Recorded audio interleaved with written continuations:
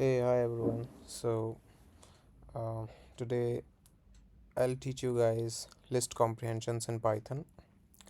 So, list comprehensions basically is nothing but a compact way to create lists from any table, right? Which, if I'll explain you in simple terms, so it replaces multiple lines of code with a single line of code, and it basically does not use this manual append method. uh, so by removing it we use one readable expression, right? So if I'll show you in the code, so let's suppose I wanted to uh, create a list in which that list holds the square of numbers from 1 to 5, right? So if you'll see this code, so it's a very simple code. What it will do is it will print the number from 1 to 5, squares of numbers from 1 to 5, right? So what I'm doing here is I'm basically iterating it from starting from 1 to 6. 6 basically is the end, so it will only go to 5, right? So basically the range function does that. So the start is the number where we are starting from, and stop is the number that we have mentioned -1, right?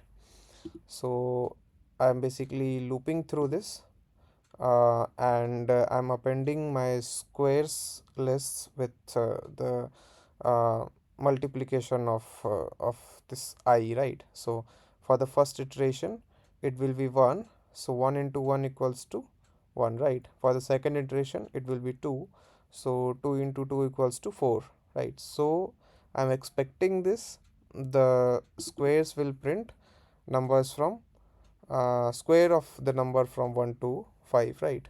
So let me run this code and show that to you all.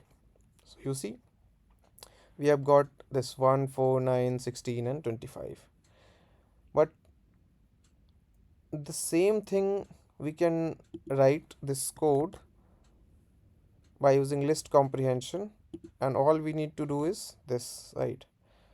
So if you will compare both the code, so if I can show you in really quickly, so you see, so this is the traditional way of looping, and this is basically using this list comprehension. So what list comprehension will do is it will basically do the same thing but in single line. So if I'll run it again and show that to you, so you see same result is coming here, right? But in single line.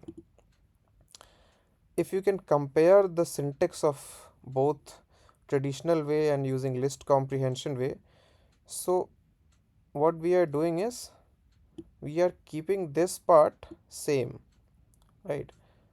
For I in range 1 to 6, but this append we are replacing it by keeping this, I would say, before this for, right?